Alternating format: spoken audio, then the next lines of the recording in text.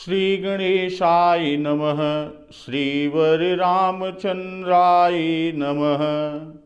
श्री हनुमतये नमः। श्री गुरुचरण कमलेभ्यो नमः। उमापति महादेवाय नमः। भक्तजन, हम सभी लोग बाबा गोस्वामी तुलसीदास रचित श्री रामचरितमानस के अर्थ सहित व्याख्या की कथा का अमृत श्रवण रस पान कर रहे हैं। पूर्व दिवस पर उमा शंभु विवाह प्रसंग प्रारंभ हुआ है, तो आज उसी क्रम में आगे चलते हैं। देवन समाचार सब पाए, ब्रह्मादिक बैकुंठ सिधाए। सब सुर विष्णु बिरंची समेता, गए जहाँ शिव कृपा निकेता। पृथक पृथक तिन्ह कीन्ही प्रशंसा, भय प्रसन्न चंद्र अवतंसा। शिवजी के द्वारा मदन का दहन और रति की विनती और रति के इस विनयपूर्ण वचन पर शिवजी उन्हें बताते हैं कि अब आपका आपके पति से सदेह मुलाकात जब यदुवंश में भगवान विष्णु कृष्ण रूप में अवतार लेंगे, तो कृष्ण के पुत्र प्रद्युम्न के रूप में कामदेव सदेह होंगे। इस तरह शिवजी के वचन को सुनकर रति चली गई और बाबा गोस्वामी तुलसीदास जी अब विस्तार से उमा शंभु विवाह प्रसंग की ओर आगे चले। तो जब ब्रह्मादि देवताओं ने ये समाचार सुना तो ब्रह्मा और सभी देवता बैकुंठ में भगवान विष्णु जी के पास जाते हैं और विष्णु जी को लेकर शिव जी के कृपा धाम की ओर जाते हैं और सभी शिव जी की अलग अलग स्तुति करते हैं, जिससे शशिभूषण शिव जी प्रसन्न हो गए और कृपा के समुद्र शिवजी बोलते हैं कि बोले कृपा सिंधु वृष केतु, कहु अमर आए कहीं हेतु। तो शिवजी संबोधन में ही वरदान बिना मांगे दे दिया और अमर होने की बात को कहकर संबोधित किया। तो ब्रह्मा जी कहते हैं कि कह विधि तुम प्रभु अंतर जामी, तदपि भगति बस बिनवो स्वामी। कि हे प्रभु, आप अंतर्यामी हैं, फिर भी स्वामी मैं भक्तिवश आपसे विनती करता हूं। तो ब्रह्मा जी की विनती होती है और उसी शुभ अवसर पर सप्त ऋषि आते हैं कि अवसर जान सप्त ऋषि आए, तुरत ही विधि गिरि भवन पठाए।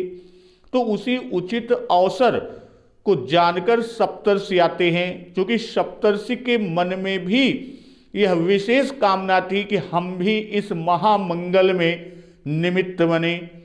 और ब्रह्मा जी ने तुरंत ही सप्तर्षियों को हिमांचल के घर भेज दिया।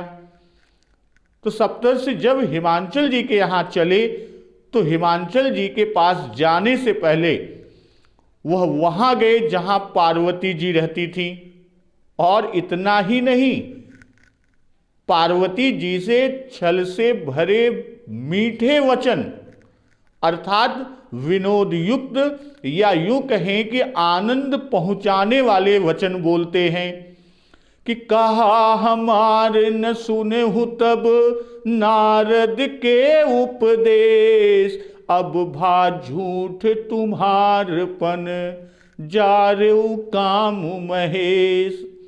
तो नारद के उपदेश से तुमने उस समय हमारी कोई बात नहीं सुनी। सप्तर्षि मां उमा से कह रहे हैं,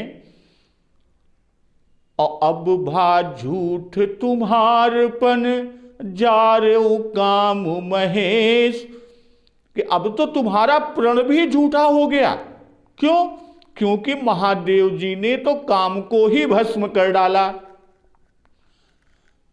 तो आज की कथा इसी से आगे लेके चलते हैं कि मां जगदंबा, मां गौरी सप्तर्षियों को क्या उत्तर देती हैं। कि सुनी बोली मुस्काई भवानी, उचित कहु मुनिबर विज्ञानी, तुम्हरे जान काम अब जारा, अब लगी शंभु रहे सबिकारा। मुस्कुराना, कि सुनी बोली मुस्काई भवानी, तो यहां मुस्कुराने के पीछे जो भाव है कि ज्ञानी और मुनि श्रेष्ठ होते हुए भी आप अज्ञानी कैसे वचन कह रहे हैं, अज्ञानियों की तरह बात कर रहे हैं। इस तरह उनके वचन यानी सप्तर्षियों के वचन का निरादर सूचित किया है, दिखाया है, और मुस्कुराकर यह दिखाया। कौन? मां उमा, मां जगदंबा यह दिखा रही हैं कि क्या अभी भी आपका चित्त परीक्षा से नहीं भरा? पहले तो आप आए और परीक्षा लेके गए, क्या फिर कुछ और सुनना चाहते हैं? और यहां पर बाबा जी मुस्काई के साथ भवानी ऐश्वर्य सूचक पद को लिखा है। उचित कहो मुनिबर विज्ञानी, भाई विज्ञानी मुनीश्वरों का ऐसा कहना योग्य ही है। भाई शंकर जी को काम विकार युक्त जानना यही विज्ञान का स्वरूप है। यह क्या है? यह एक तरह का मां उमा, मां गौरी, मां जगदंबा ने व्यंग रूप में कहा कि विज्ञानी मुनीश्वरों का ऐसा कहना योग्य ही है। शंकर जी को काम विकार युक्त जानना तो यही विज्ञान का स्वरूप है। यह क्या था? यह एक व्यंग था कि आप विज्ञानी हैं, आप बड़े हैं, तब क्या कहूं, आपका कहना ठीक ही है, आप जो कहें उचित ही है। तो मुनिवर विज्ञानी में वास्तव में व्यंग है, और विज्ञानी मुनियों का अज्ञानियों की तरह बातें कहना बड़े आश्चर्य की बात है। तुम्हारे जान काम अब जारा, अब लगी शंभु रहे सबिकारा। तो इसमें अज्ञानपन को स्पष्ट कह दिया कि अब जारा, यानी इससे, इस वचन से ही शिव जी पर दोषारोपण की एक झलक दिख रही है।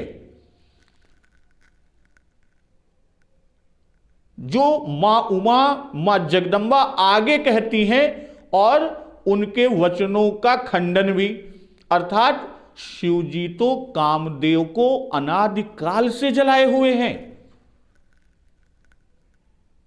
अब नहीं जलाया। तुम्हारे जान काम अब जारा, वास्तव में यह एक सूत्र रूप में लिखा है, और इसी की व्याख्या आगे करेंगे कि हमरे जान सदा शिव जोगी, अज अनवद्य काम भोगी। जो मैं शिव से यस जानी, प्रीति समेत कर्म मन बानी। तो हमारपन सुनहु मुनीसा, करी हैं सत्य कृपा निधि सा। हमारी समझ में तो शिव जी सदा से ही योगी हैं, अजन्मा हैं, अनिंद हैं, निष्काम हैं और भोग विषयों से विरक्त हैं। भाई यही मां जगदम्बा कह रही हैं कि हमरे जान सदा शिव जोगी, अज अनवद्य अकाम अभोगी। तो वो तो सदा से ही योगी है, अजन्मा है, अनिंद है, निष्काम है, भोग विषयों से विरक्त हैं। और हमरे जान सदा शिव जोगी, तो योगी काम की चाह कहां करते हैं? समुझि काम सुख सोच ही भोगी, भय अकंटक साधक जोगी। तो इनको तो काम से बैर है, जितने भी योगी हैं, साधक हैं, उनको काम से बैर है, तब ये कामी कैसे हुए? और शिव जी तो सदा सदा से योगी हैं और पुनः अज हैं, अर्थात अजन्मा हैं। और अजन्मा कहकर वासना रहित बताया। क्यों? क्योंकि काम या वासना से ही जन्म मरण होता है और शिव भूत भावन भगवान शिव शंकर जी का जन्म नहीं होता, तो फिर ये कामी कैसे हुए? और अनवद्य हैं अर्थात निर्विकार हैं, तब इनमें विकार कैसे संभव है? अज अनवद्य अकाम अभोगी, अकाम अर्थात स्त्री विषय से रहित हैं और अभोगी अर्थात समस्त भोग विषय से विरक्त हैं। ये विषय के पास भी नहीं जाते, विषय भोग नहीं करते, तब ये कामी कैसे हो सकते हैं? भाई जो वासना से रहित होता है वही अकाम और अभोगी होता है और वही उत्तम भी कहा जाता है। तो जो मैं शिव से यस जानी, प्रीति समेत कर्म मन बानी। अब यहां जो मैं शिव से एयस जानी, अस अर्थात योगी, अज अनवद्य काम और अभोगी। भाव इसका क्या है कि स्त्री होते हुए भी मैं यह जानकर भी उनको स्त्री की चाह नहीं है, वे अकाम हैं, अभोगी हैं, फिर भी मैं उन्हीं से विवाह करना चाहती हूं। भाई मुझे भी विषय भोग की इच्छा नहीं है। असेयस जानी, प्रीति समेत कर्म मन बानी। उपासना या आराधना अकेही अवराधो, जो प्रथम बार जो सप्तर्षि ऋषि परीक्षा लेने पहली बार गए थे, तो केही अवराधो ये पहले कहा था, और वही अवराधन यहां सेवा है। वही अवराधन क्या है? यहां सेवा है। अप्रीति समेत, जैसे उर्धरी उमा प्राणपति चरना, या नित नव चरण उपज अनुरागा, अजेहि कर मन रमु जाहि सन, तेहि तेहि सन काम। और अंत में कि देखि प्रेम बोले मुनि ज्ञानी। ये सब, और उसके बाद कर्म, कर्म जैसे कि संबत सहस मूल फल खाए, सागु खाई सत बरस गवाए, कछु दिन भोजन उबारी बतासा, किए कठिन कछु दिन उपवासा, बेल पाति मही परई सुखाई, तीन सहस संबत सोई खाई, पुनि परिहरे सुखान उपरना, उमहि नाम तब भयउ अपरना। ये सब तप है। ये सब क्या है? तप, कर्म है। और मन कि बिसरी देह तप ही मनु लागा, 74वें दोहे की तीसरी चौपाई से। और धरी उमा प्राणपति चरना, और अंत में सुनि मुनि गिरा सत्य सत्य जिय जानी, उमा सुबचनु हृदय धरी। यह सब मन की सेवा है। और वाणी की सेवा क्या है कि बरऊ शंभुनत रहु कुंवारी, और दूसरी तरफ तजौन नारद कर उपदेशु। यह सब वाणी की सेवा। और शिव पुराण में लिखा गया है कि नारद जी ने पार्वती जी को पंचाक्षरी शिव मंत्र जपने को बताया था। भाई पार्वती जी शिव मंत्र बराबर जपती रही, और यही उनकी वाचिक सेवा है। अब यहां यह प्रश्न कि इसकी चर्चा नहीं, इसकी बात नहीं, भाई जप जो होता है उसे गुप्त रखना चाहिए, जप को कभी व्यक्त नहीं करना चाहिए कि जोग जुगुति तप मंत्र प्रभाऊ, फलई तब ही जब करिए दुराऊ। तो इसीलिए बाबा जी ने भी उन्हीं की कहनी ही खाली लिख दी। अतो हमार पन सुनहु मुनीसा, करी है सत्य कृपा निधीसा। अब हमारपन अर्थात क्या था पन? बरऊ शंभुनत रहु कुंवारी। यही तो उनका पण था, यही उनका संकल्प था कि शिव जी से ही विवाह करूंगी, किसी और से नहीं। जब सप्तर्षि आके उन्हें दूसरे वर की बात बता रहे थे तो मां जगदंबा, मां उमा ने यह बात कही थी, पार्वती जी ने यह बात कही थी, अकरी है सत्य, अर्थात मेरा प्रण सत्य होगा, झूठ नहीं होने का है। भगवान हमारी प्रतिज्ञा को अवश्य ही सत्य करेंगे।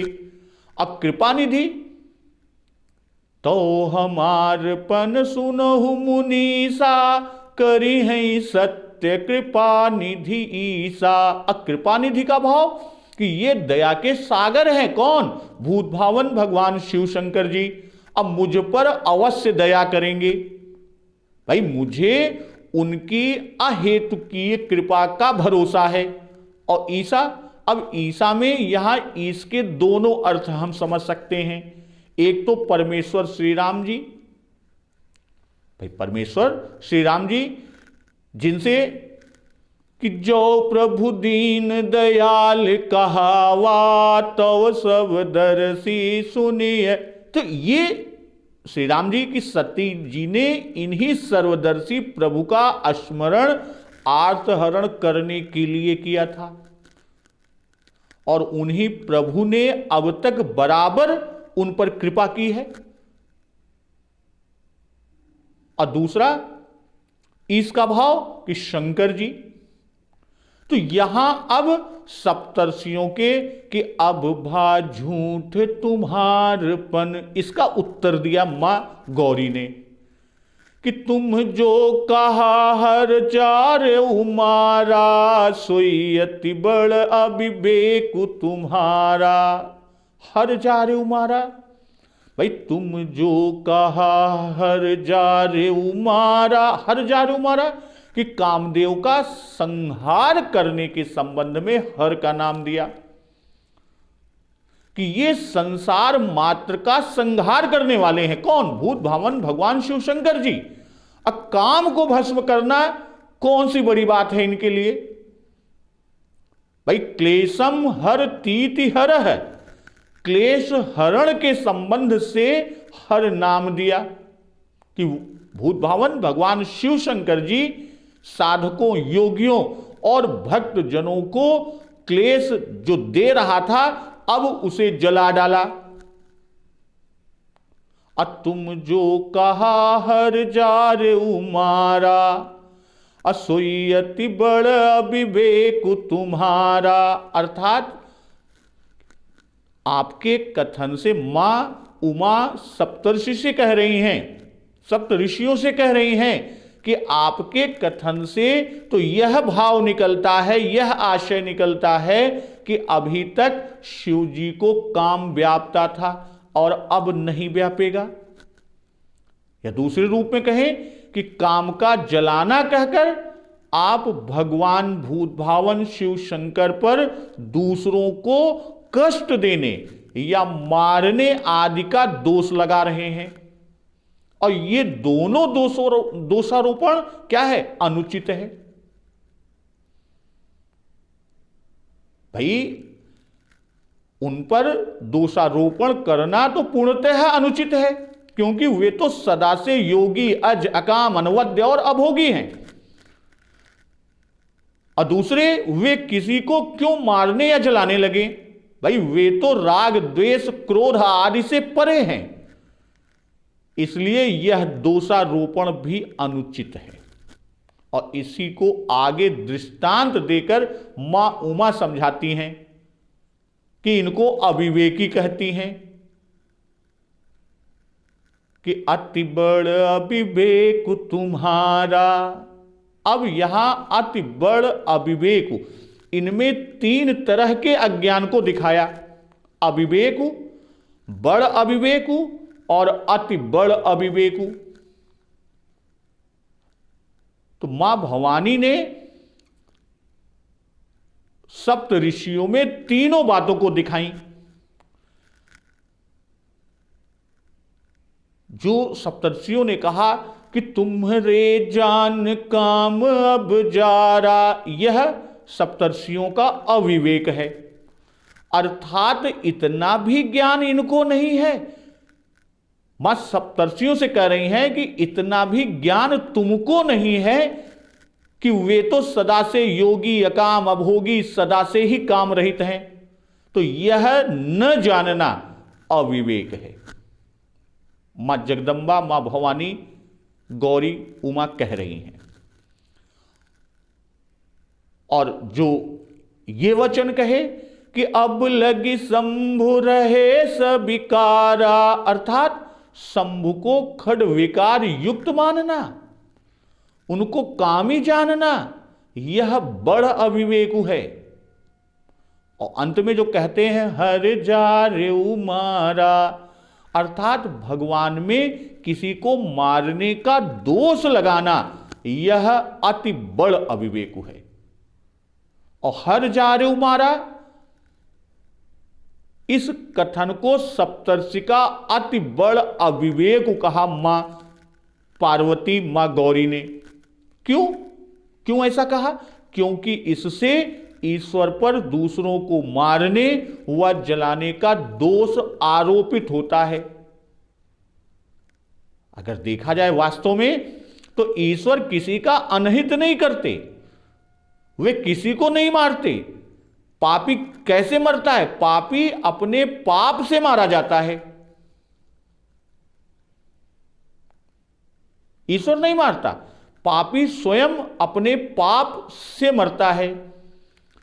और श्री भवानी जी ने उनके जारेऊ, काम, महेश, इन्हीं तीन शब्दों को पकड़कर और इन्हीं से सप्तर्षियों को अविवेकी, बड़ अविवेकी और अति बड़ अविवेकी कह डाला।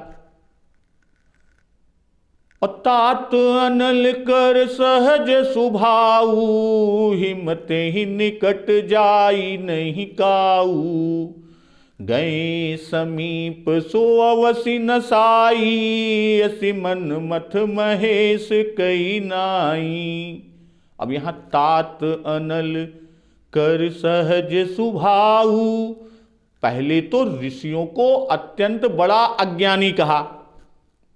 भाई मां जगदंबा, मां उमा जी ने ऋषियों को अत्यंत बड़ा अज्ञानी पहले कहा, और अब सप्तर्षियों को तात का संबोधन करती हैं। तो यह कैसे? तो वास्तव में देखिए तो तात संस्कृत भाषा का शब्द है जो पिता का वाचक है या पितृतुल्य गुरुजनों के लिए प्रयुक्त होता है या उनके लिए हो सकता है, पर दुलार, प्यार आदि के भाव से छोटों के लिए जब आएगा तब प्रायः संबोधन रूप में ही आएगा। भाई संबोधन रूप में यह भाई, मित्र, पुत्र विशेषतः अपने से छोटे के लिए ही व्यवहृत होता है, व्यवहार में लाया जाता है। और यहां शुरू में पार्वती जी को भवानी नाम दिया है।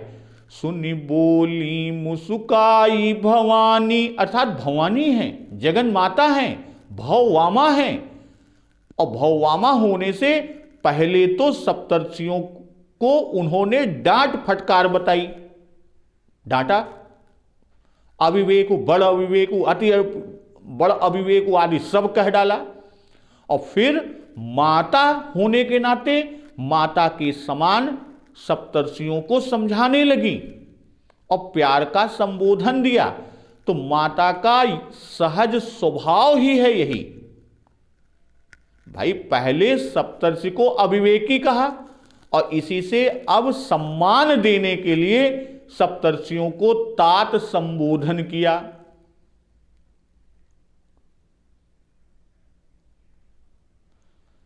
हिम्मते ही निकट जाई नहीं काऊ, गए समीप सो अवसि न साई। तो यहां पर आग के पास जाड़ा पाला नहीं रहने पाता। भाई आग जला लीजिए तो जाड़ा पाला नहीं रहने पाता, अर्थात उसका नाश हो जाता है। वह पास न जाए तो अग्नि उसे जलाने तो नहीं जाती। ठीक उसी तरह कामदेव धृष्टतापूर्वक स्वयं शिव जी के पास गया और अग्नि नेत्र खुलते ही वह जल मरा। तो इसमें शिव जी का दोष कहां है? तो असिमन मथ महेश कई नाई। और नाई का अर्थ कि समान दशा, एक सी गति या समान या तुल्य की बात करते हैं। तो भाई अग्नि का तो एक सहज स्वभाव है कि हिम उसके पास नहीं जाता, और यदि हिम गया तो वह अवश्य नष्ट हो जाता है। भाई आग है, बर्फ उसके पास आप लेके जाएंगे तो बर्फ तो पिघल जाएगी, वो नष्ट हो जाएगी। और यही न्याय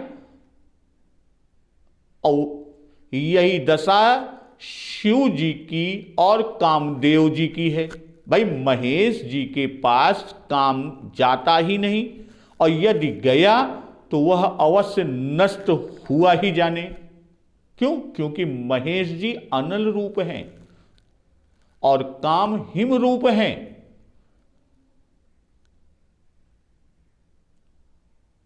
मन को मथने वाले हैं। ये भी तो देवों के देव महादेव हैं। इनके मन में वह कब विकार उत्पन्न कर सकता है? भाई देवों के देव महादेव कब इनमें विकार उत्पन्न कर सकता है? तो पार्वती जी के इन वचनों को सुनकर सप्तर्षि ही हर से मुनि बचन सुनी, देखी प्रीति विश्वास, चले भवानी नाई सिर गए हिमाचल पास। ही हर से के पीछे का भाव कि अति बड़ अविवेक बताने पर या कहने पर या सप्तर्षियों को अति बड़ अविवेक बना देने पर क्रुद्ध नहीं हुए, गुस्से में नहीं हुए, क्योंकि मुनि हैं। जैसे छल साने वचन कहे थे तो उसी के अनुसार ही उनको उत्तर भी मिला। और देखी प्रीति विश्वास, प्रीति देखी कि जो मैं शिव से यस जानी, प्रीति समेत कर्म मन बानी। और देखी विश्वास, क्या विश्वास देखा कि तो हमार पन सुनहु मुनीसा, करी है सत्य कृपा निधि सा। भाई प्रीति देखी कि शिव जी ने काम को जलाया, यह दोषारोपण सह न सकी, तुरंत बोली कि सोई अति बड़ अविवेक तुम्हारा। भाई विश्वास देखा कि गुरु रूप से नारद पर और इष्ट देव रूप में शिव जी पर कैसा अटल विश्वास है मां गौरी का।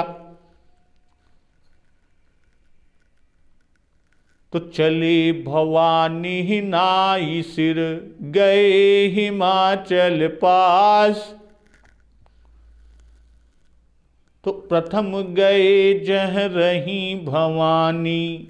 तो यह तो प्रारंभ था, विनोदार्थ आए थे, विनोद हो गया और सप्तर्षि निरुत्तर भी हो गए, इसलिए कुछ न बोले, सिर्फ प्रणाम करके चलते बने। भाई प्रथम बार भी चलते ही समय पर प्रणाम किया था। जब प्रथम बार परीक्षा लेने आए थे तो पार्वती जी ने उनसे चले जाने को कहा था कि मैं पापरऊ कहे जगदम्बा, तुम गृह गमनऊ भयो विलंबा। तब वो गए थे, लेकिन अब की बार वो नौबत नहीं आई। कारण क्यों? भाई कारण कि अब की विनोद मात्र था, और वो भी किसमें? मधुर वाणी में था। तो सब प्रसंग गिरिपति ही सुनावा, मदन दहन सुनि अति दुख पावा। बहुरी कहो रति कर बरदाना, सुनि मोवंत बहुत सुख माना। हृदय विचारि शंभु प्रभुताई, सादर मुनि बर लिए बुलाई। अब सब प्रसंग अर्थात ताड़कासुर से पीड़ित देवताओं का ब्रह्मा जी के पास जाना, और ब्रह्मा जी की सलाह से शिव जी की समाधि भंग करने छुड़ाने के लिए देवताओं का कामदेव को भेजना, कामदेव का ब्रह्मांड को विजय कर शिव जी की समाधि को छुटाना, उसे भंग करना, और शिव जी का कामदेव को भस्म कर देना। यह सारी कथा कही किसने? सप्तर्षियों ने। अब मदन दहन सुने अति दुख माना। भाई दुख होने का कारण क्यों दुख माना? कि कन्या को पति का सुख ही ना होगा। भाई काम को तो मार डाला, हमें नाती पनाती का सुख ही नहीं मिलेगा, तो इतना भारी तब शिव जी के लिए जो किया गया वो सब व्यर्थ हो ही गया। तो अब उनके साथ विवाह करब का उचित होए कि न होए, यह बड़ी चिंता में हुई गई। भाई चिंता पड़ गई। और उधर तपो नहीं के लिए कीन गए, यह लिए अब टाले ना टल सकत, तो अति दुख पावा। भाई पहले पति के दोष के सुन के दुख हुआ रहा, और अब कामदेव को दहन सुने तब अति दुख हुआ। बहुरी कहो रति कर बरदाना, सुनि मोवंतु बहुत सुख माना। भाई जिसको हानि से अति दुख होता है तो उसे लाभ से अति सुख भी हुआ करता है, इसलिए वरदान सुनकर अति सुख हुआ। जिस तरह वस्तु की हानि से अति दुख होता है, और जब वही वस्तु पुनः प्राप्त हो जाती है तब जो सुख होता है उसको वर्णन नहीं किया जा सकता, उसका कथन नहीं किया जा सकता, अर्थात वह अकथनीय होता है। तो हृदय विचार शंभु प्रभुताई, सादर मुनि बर लिए बुलाई। भाई विचारा कि बड़े ही समर्थ हैं, कृपाल हैं। नाथ प्रभुन कर सहज सुभाऊ, सासति कर पुण्य करहि पसाऊ। उजाड़ना और फिर बसा देना, मारना और जिलाना, तो कामों के करने को आप ही समर्थ हैं, कोई और नहीं कर सकता। तो इस प्रभुता को विचारने से लौकिकी दृष्टि से जो शंका हुई थी वह जाती रही, और ब्याह के लिए तैयार हो गए। तो सादर मुनि बर लिए बुलाई। भाई सप्तर्षि तो पास में ही थे और हैं ही, सप्तर्षि ही तो हिमांचल जी के पास गए हैं।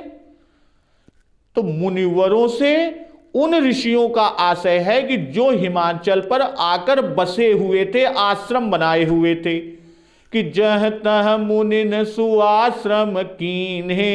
और जब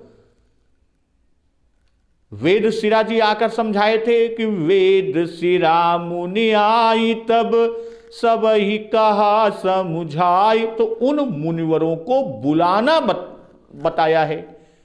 भाई सप्तर्षियों ने रति के वरदान के पश्चात जब ब्रह्मा आदि देवताओं का शिव जी के पास जाना, विवाह अंगीकार करना, तुरंत अपना यहां भेजा जाना, यह सब चीजें कही और यह भी कहा कि सभी देवता अभी वहीं हैं, शिव जी के पास ही हैं और हमारी राह देखत हैं। भाई हमारी राह देख रहे होंगे कि कब सप्तर्षि आएंगे। तो यह जानकर हिमवान जी ने बहुत शीघ्रता की और उसी समय ज्योतिषी मुनीश्वरों को बुलवाकर मुहूर्त निश्चय कराया। सुदिन सुन खतु सुघरी सोचाई, बेगी बेद विधि लगन धराई। पत्री सप्तऋषिन सोई दीन्ही, गही पद विनय हिमाचल कीन्ही। भाई दिन नक्षत्र और घड़ी में जब सु उपसर्ग लगा देते हैं, उपसर्ग जब किसी शब्द के पूर्व में हम कोई शब्दांश या अव्यय लगा देते हैं तो उसका अर्थ विशेषार्थ में हो जाता है। तो उसी तरह दिन नक्षत्र घड़ी में सु लगा दिया। क्यों? चूंकि दिन नक्षत्र घड़ी ये बुरे भी होते हैं, अच्छे भी होते हैं। अब सु लगाने पर कि वह अच्छे, सुंदर दिन, सुंदर नक्षत्र, सुंदर घड़ी। और कालिका पुराण कि वैशाख सुदी पंचमी गुरुवार उत्तरा फाल्गुनी नक्षत्र मेघ लग्न भरणी के आदि में सूर्य, यह लग्न मुनियों ने स्थिर की। क्या किया कि वैशाख सुदी पंचमी गुरुवार उत्तरा फाल्गुनी नक्षत्र मेघ लग्न भरणी के आदि में सूर्य, यह लग्न मुनियों ने स्थिर की। अब बेगी वेद विधि लगन धराई। अब बेगी का भाव कि कहीं शिव जी पुनः फिर से समाधि न लगा बैठे, या यह जानकर कि देवता दुखी हैं, इसी से ब्रह्मा जी ने सप्तर्षियों को हमारे यहां भेजा है, वे प्रतीक्षा कर रहे होंगे, इसलिए भी शीघ्रता की कि इन्हीं के साथ लग्न चली जाए। और शुभ कार्य में विलंब करना उचित नहीं है, क्योंकि कहा ही गया है शुभस्य शीघ्रम। और वेद विधि अर्थात अब देवता लोग भी वेद का प्रमाण मानते हैं और वेद के ही अनुसार चलते हैं। पत्री सप्तऋषिन सोई दीन्ही, गही पद विनय हिमाचल कीन्ही। यहां लगन धराई का अर्थ खोल दिया।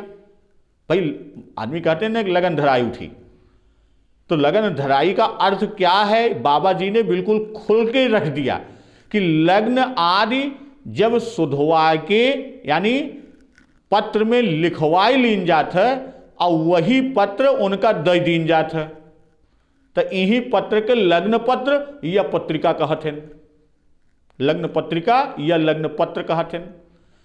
तो एमा विवाह और उससे संबंध रखे वाले सब दूसरे कृत्य कभी, भाई विवाह से संबंधित और जोन कर्म होथन, कृत्य होथन, उनका भी लग्न स्थिर कई का ब्यौरेवार लिखा जाता है। तो यह या पत्री यानी लगन पत्र। अगहि पद विनय हिमाचल कीन्ही, विनती की कि हमारे महत भाग्य उदय हुए, हमारे अहोभाग्य, हम तो किसी योग्य नहीं। भूत भावन भगवान शिव शंकर को कुछ दे नहीं सकते, इस तरह से कि मेरी ओर से यह बहुत बहुत विनती ब्रह्मा जी और महेश जी से कही दी हो, उनसे कही ले है हमारी तरफ से विनती। तो जाई विधिन तिन्ह दीन ही सो पाती, बाचत प्रीति न हृदय समाती। लगन बाची अज सब ही सुनाई, हर से मुनि सब सुर समुदाई। सुमन वृष्टि नभ बाजन बाजे, मंगल कलश दसहु दिशि साजे। एक रात सप्तर्षियों को हिमांचल जी के यहाँ लग्न पत्रिका के कारण ठहरना पड़ा था। ये पार्वती मंगल में वर्णन है। पार्वती मंगल में लिखा है कि ऋषि सात प्रातः ही चले, प्रमुदित ललित लगन लिखाई के। और लग्न पत्रिका कन्या का पिता वर के पिता के पास भेजता है। और यहां ब्रह्मा जी समाज में अगुआ हैं, प्रधान हैं और सबके पितामह हैं। तो इन्हीं ने शिव जी को विवाह के लिए राजी भी किया और इन्हीं ने यानी ब्रह्मा जी ने ही सप्तर्षियों को गिरिराज के पास भेजा था। तो यह भी रीति है कि जब पिता नहीं होता तो जो बूढ़े बड़े लोग होते हैं उन्हीं के हाथ में पत्रिका दीन जात है। और शिव जी तो दुल्हा है, तो विवाह के कार्य बड़े बूढ़न के हाथ में तो होए,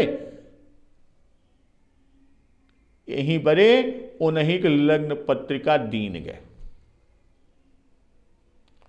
अब बाचत प्रीति न हृदय समाती।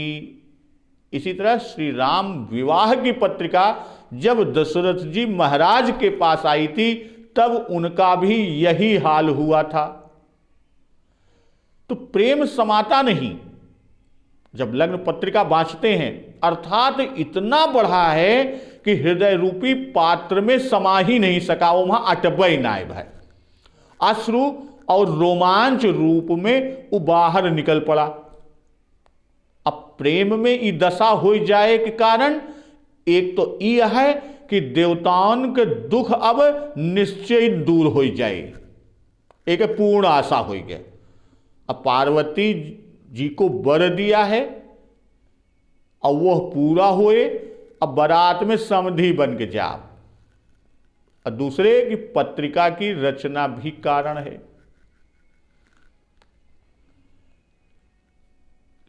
और शीघ्र बारात की तैयारी करो भाई। अब तो हो ही गया, लगन पत्रिका आई गया, लगन सुधाई उठी।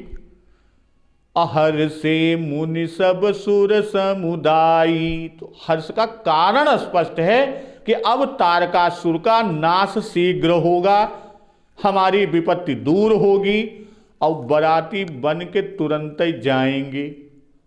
तो हर्ष का है, हर्ष मन का है।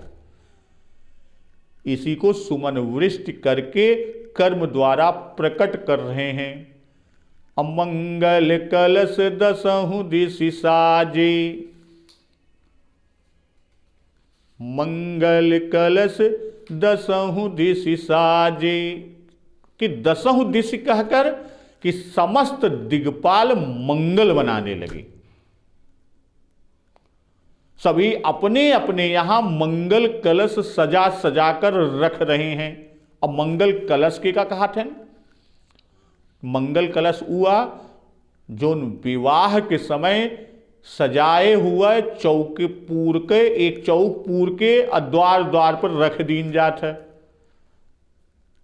ए पर मंगल कलश शकुन सूचक पक्षी आदि जेका हम सब गुड्डा गुड़िया कही थी, तो वह भी, तो ये मंगल कलश। तो इस तरह विवाह हो पक्का। तो अब शिव जी की बारात की तैयारी की बात चल रही है कि लगे सवारन सकल सुर, वाहन विविध विमान, हो ही सगुन मंगल सुभद, करही अप्सरा गान। अब सब देवता अपने भांति भांति के वाहन और विमान सजावे लागेन। भाई मंगल कारक शुभदायक यानी मंगल मंगल सगुन होता है। अप्सरा खूब बढ़िया बढ़िया गाना गा रही हैं। भाई जैसन लग्न पड़ ही गए तो तुरंत देवता अपन वाहन ओहन सजावे लागन। तो ये निश्चय हो गया कि लग्न जल्दी क्या है, बहुत जल्दी लग्न बनी है। भाई देवता का वाहन सब भिन्न भिन्न है। जैसे विष्णु जी का वाहन गरुड़ है, इंद्र का ऐरावत है, यम का भैंसा है, कुबेर का पुष्पक विमान, वरुण का मगर है, ब्रह्मा जी का हंस है या हंसाकार विमान है, अग्निदेव को बगरा है, पवन देव को मृग है, ईशान का वृषभ और नैऋत का प्रेत वाहन है। तो यह तरह से सब लोकपाल ग्रह यानी अपनी अपनी सेना, अपना अपना सवारी वाहन विमान सब प्रकार ओ का सजावे लागेन। तो अब वाहन का सजाना और बारात का तैयार होना, यह कथा अब अगले दिवस में हम लोग रसपान करेंगे। तो आज की कथा यहीं पर समाप्त होती है भक्तजन। तो एक बार जोर से बोलिए सियावर रामचंद्र की जय, हनुमान जी महाराज की जय, जगत जननी मां जगदम्बा की जय, गुरुदेव भगवान की जय, उमापति महादेव की जय। जय श्री राम।